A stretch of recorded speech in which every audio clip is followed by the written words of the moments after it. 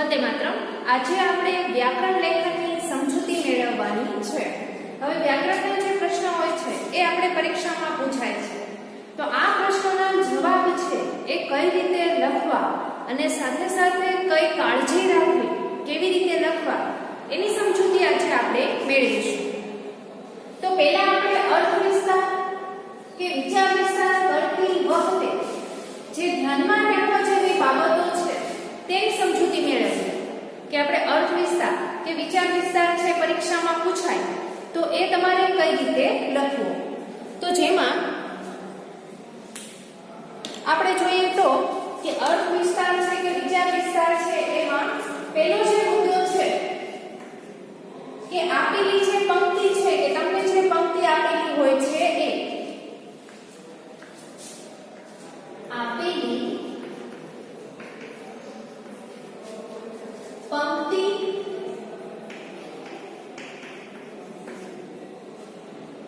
ઉક્તિનું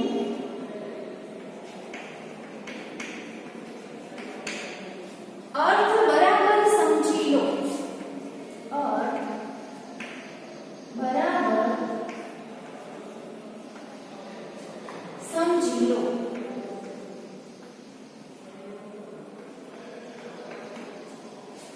હવે ત્યાર પછીનો બીજો મુદ્દો છે આજે આપણે જે કંઈ પણ સમજૂતી મેળવીએ એ તમારે ફરી એકવાર વાંચી જવાની, જેથી તમે બધી વસ્તુ છે એ સરસ રીતે સમજી શકો.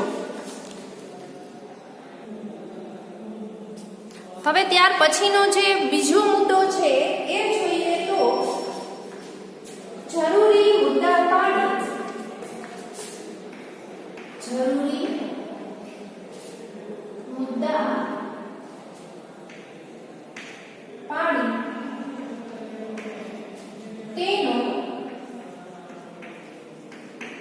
8-10 લીટીઓમાં તેનો 8-10 લીટીઓમાં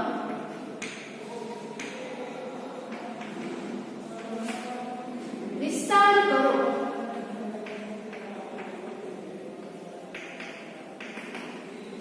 ત્યાર પછીનો જે મુદ્દો છે એ જેમાં જરૂર જણાય ત્યાં જરૂર જણાય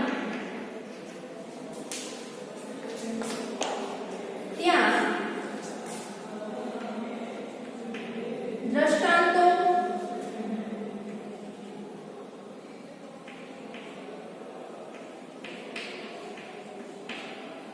અને અન્ય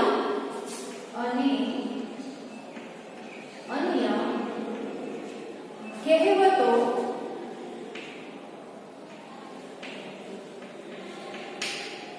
કાવ્ય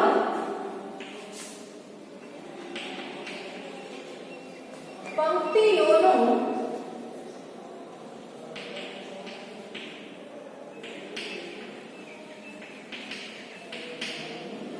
ઉલ્લેખ કરી શકાય. ઉલ્લેખ કરી શકાય.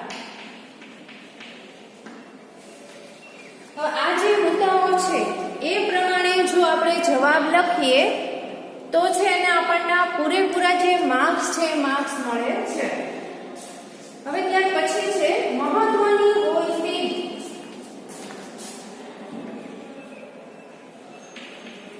મહત્વની હોય તેવી એક પણ બાબત રહી ન જાય તેની ચીવટ રાખો. તેની ચીવટ રાખો. હવે ત્યાર પછીનો જે પ્રશ્ન છે એ જોઈએ તો કે મુદ્દો જે આવે છે એ જોઈએ વિષયાંતર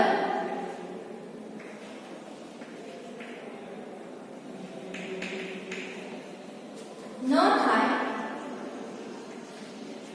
તેની કાળજી રાખો. તેની કાળજી રાખો. ત્યાર પછી છે લખાણની ભાષા. લખાણની ભાષા શુદ્ધ અને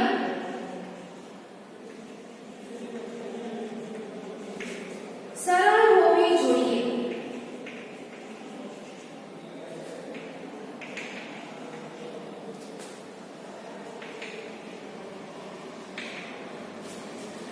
ત્યાર પછીનો જે મુદ્દો છે જોડણી,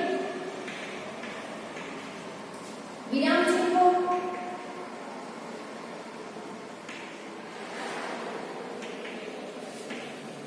કે વાક્ય રચનાની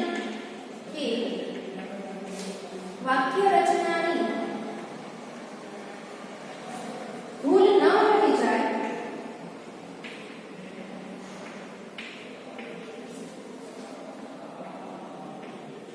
એનું ધ્યાન રાખવું.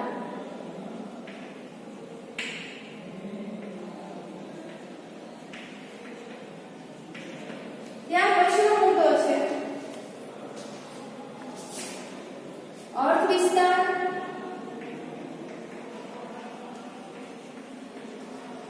વિચાર વિસ્તાર,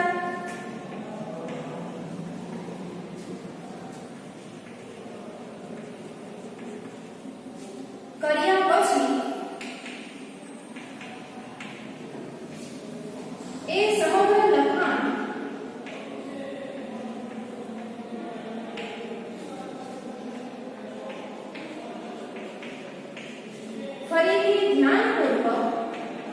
ફરીથી ધ્યાનપૂર્વક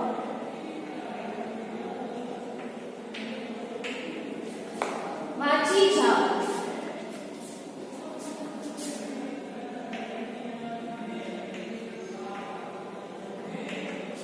જો કોઈ ભૂલ હોય તો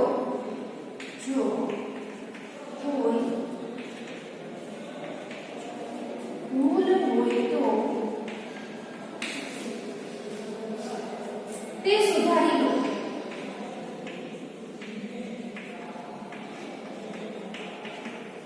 દરેક જે મુદ્દા છે એ દરેકની સમજૂતી આપણે મેળવી લઈએ ફરી એકવાર, અને ત્યાર પછી આગળની જે સમજૂતી છે એ મેળવીએ. તો શરૂઆતમાં આપણે જોયું કે અર્થ વિસ્તાર, વિચાર વિસ્તાર કરતી વખતે કઈ કઈ બાબતો છે જે ધ્યાનમાં રાખવી જોઈએ. આપણને પ્રશ્ન પૂછાયેલો હોય તો એના પૂરેપૂરા માર્ક્સ છે એ માર્ક્સ મેળવવા માટે આપણે કઈ રીતે લખાણ છે લખવું જેની સમજૂતી આપણે આજે મેળવીએ છીએ. કે પહેલો મુદ્દો છે કે વિચાર વિસ્તાર કે અર્થ વિસ્તાર હોય છે એમાં આપેલી જે પંક્તિ હોય, ઉક્તિ હોય, એનો જે અર્થ હોય છે બરાબર સમજી લો. એના માટે તમારે શું કરવાનું છે કે પહેલા તો એ પંક્તિ કે ઉક્તિને વાંચી લો. વાંચીને સમજવાનો પ્રયત્ન કરો. જો તમને ન સમજાય તો બીજી વાર વાંચો. એનો અર્થ છે સમજી લેવાનો છે. જરૂરી મુદ્દા પાડી તેનો 8-10 લીટીઓમાં વિસ્તાર કરો. જરૂરી જે મુદ્દા હોય એ આપણે પાડવાના છે અને વ્યવસ્થિત લખવાનું છે. ત્યાર પછી તમને જ્યાં જરૂર જણાય ત્યાં દ્રષ્ટાંતો હોય અને અન્ય એવી કોઈ કહેવતો હોય, કાવ્ય પંક્તિઓનો ઉલ્લેખ કરી શકાય કે જે બંધ બેસતું હોય. ત્યાર પછી મહત્વની હોય તેવી એક પણ બાબત રહી ન જાય તેની જીવન રાખો. કોઈ પણ મહત્વની જે બાબત છે છૂટવી જોઈએ નહીં. ત્યાર પછી વિષયાંતર ન થાય તેની કાળજી રાખો. જે માંગ્યું છે એ જ જવાબ લખો. અન્ય કોઈ લખવાની કે આપણે બીજું જે લખાણ લખીએ એ લખવાની જરૂર નથી. એટલે વિષયાંતર કરવાનું નથી. લખાણની જે ભાષા છે એ કેવી હોવી જોઈએ? તો લખાણની ભાષા શુદ્ધ અને સરળ હોવી જોઈએ. જોડણી છે, વિરામ ચિહ્નો છે કે જે વાક્ય રચના છે એની ભૂલ ન રહી જાય એનું ખાસ ધ્યાન રાખવાનું કે એમાં તમારા માર્ક્સ છે કપાતા હોય છે. અર્થ વિસ્તાર, વિચાર વિસ્તાર કર્યા પછી એ સમગ્ર લખાણ ફરીથી ધ્યાનપૂર્વક વાંચી જાઓ. વાંચીને જો કોઈ ભૂલ હોય તો એ સુધારી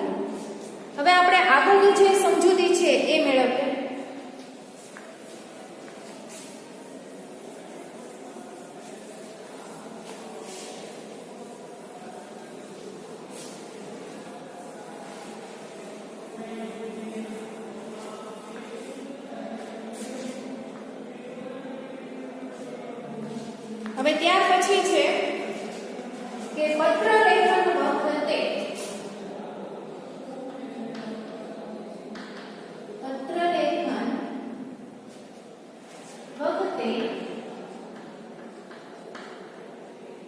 ધ્યાનમાં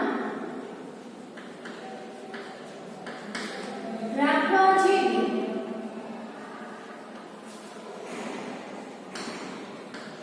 બાબતો. હવે પત્ર લેખન છે એ પણ આપણને પરીક્ષામાં પ્રશ્ન તરીકે પૂછાતા હોય છે.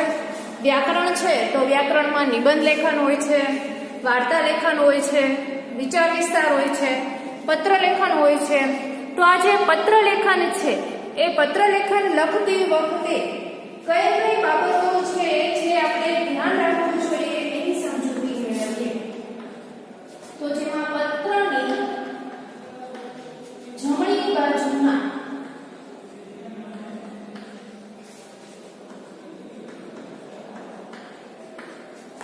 ઉપરના ખૂણા પર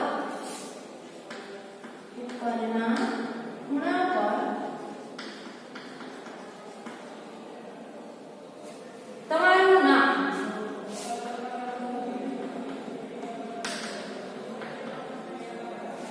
સરનામું અને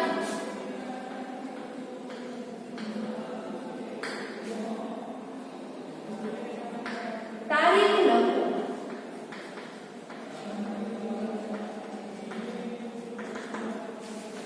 શરૂઆતમાં શું કહ્યું છે કે જ્યારે આપણે પત્ર લેખન કરીએ છીએ ત્યારે પત્રની જે જમણી બાજુ છે, જમણી બાજુના ઉપરના ખૂણા ઉપર તમારું નામ લખવાનું, સરનામું અને તારીખ લખવું. હવે ત્યાર પછી છે સરનામા પછીની લીટીમાં એટલે કે પત્રની ડાબી બાજુએ સરનામા પછીની લીટીમાં સરનામું લખ્યા પછી શું લખવાનું કે પત્રની ડાબી બાજુએ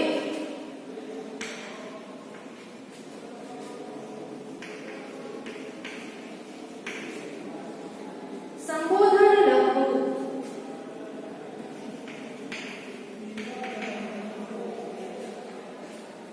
સંબોધન લખવું.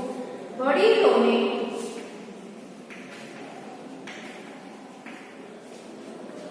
પૂજ્ય લખીને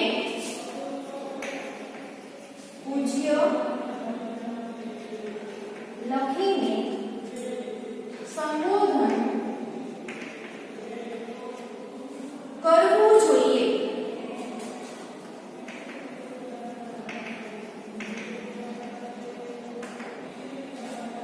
જેમ કે પૂજ્ય પિતાજી, જેમ કે પૂજ્ય પિતાજી, પૂજ્ય મોટા ભાઈ,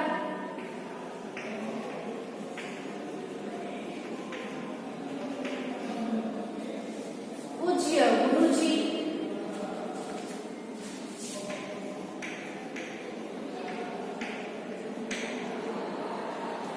જો મિત્રને લખતા હોય તો મિત્રને પ્રિય મિત્ર કે વહાલી સખી જેવું સંબોધન કરવું જોઈએ.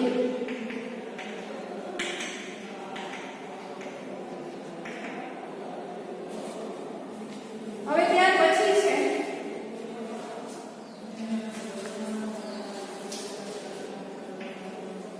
સંબોધન પછીના ફકરામાં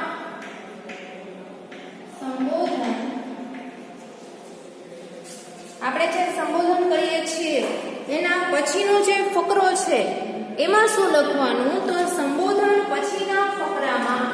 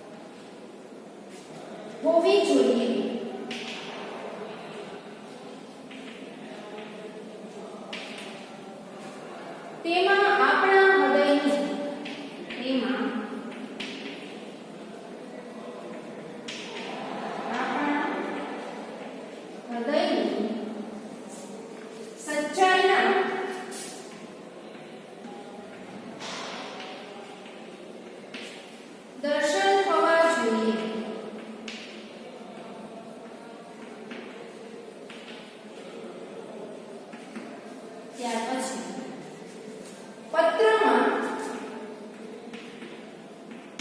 વિરામ ચિહ્નો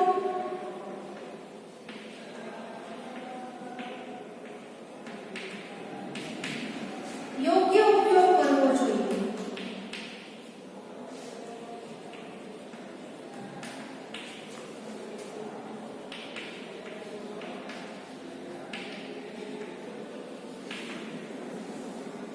ત્યાર પછીનો મુદ્દો છે, આ દરેક મુદ્દા છે એ દરેક મુદ્દા ધ્યાનમાં રાખવાના છે, વાંચવાના છે, સમજવાના છે અને એ રીતે છે તમારે જવાબ લખવાના હોય છે.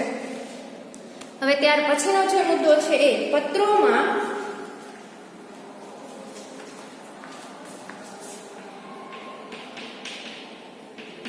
બિનજરૂરી પુનરાવર્તન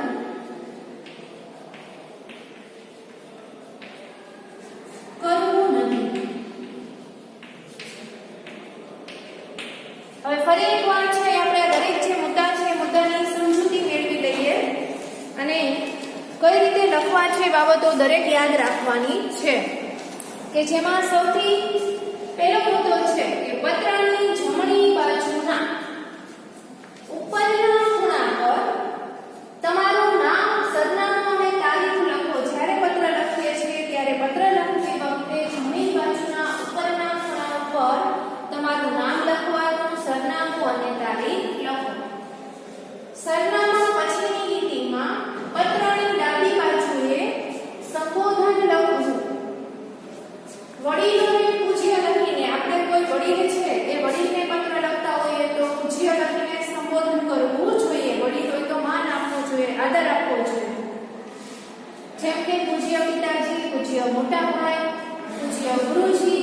આપણા કોઈ મિત્રને પત્ર લખીએ છીએ તો મિત્રને પ્રિય મિત્ર કે વહાલી સખી જેવું સંબોધન કરવું જોઈએ. સંબોધન પછીના ફકરામાં પત્રની વિગત લખવી જોઈએ. એના પછીનો જે ફકરો છે ત્યાં શું લખવાનું કે પત્રની જે વિગત છે લખો. પત્રના લખાણમાં જરૂર મુજબ ફકરા પાડી શકાય. જ્યાં આપણને એમ લાગે કે અહીંયા ફકરો પાડવો જોઈએ, જરૂરી છે ત્યાં પાડવા. પત્ર પૂરો કરતા પહેલા, આપણે પત્ર પૂરો કરીએ છીએ પહેલા શું કરવાનું તો વડીલોને પ્રણામ અને નાનાને આશીર્વાદ કે શુભેચ્છા લખવામાં આવે છે.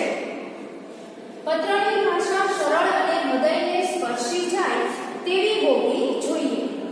તેમાં આપણા હૃદયની સચ્ચાઈના દર્શન થવા જોઈએ. એટલે સરળ સાદી ભાષામાં લખાણ છે લખવાનું. હવે આપણે જે પત્ર લખીએ છીએ એમાં પણ કે કોઈ એવી સંસ્થા હોય કે સરકારી નોકરી હોય કે બીજે ક્યાંય આપણે પ્રાઇવેટમાં જોબ માટે અરજી કરતા હોઈએ તો એ રીતનો પત્ર લખવાનો હોય છે.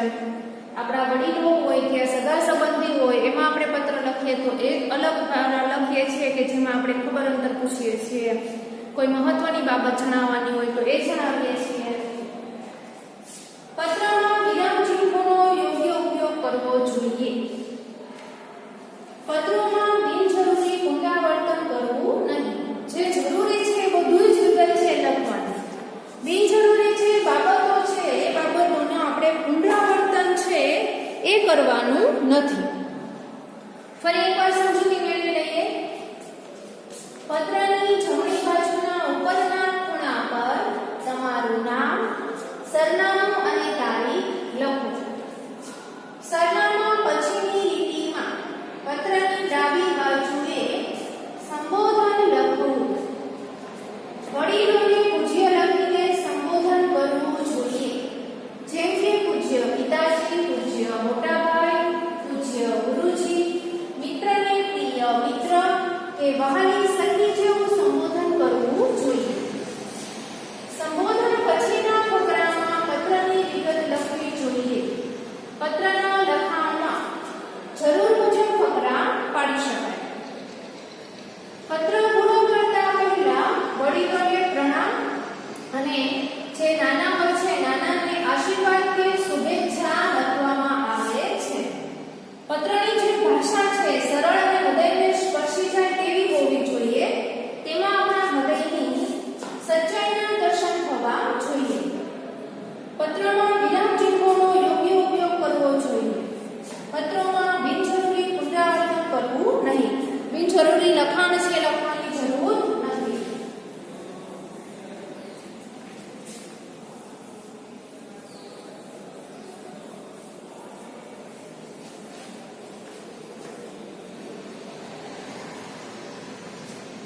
આજે આપણે જે મુદ્દાની સમજૂતી મેળવી છે એ દરેકે દરેક મુદ્દા ફરી એકવાર વાંચી જવાના છે. એ તમારું આજનું હોમવર્ક રહેશે. આજનો લેક્ચર છે આપણે અહીંયા પૂરો કરીએ છીએ. આભાર.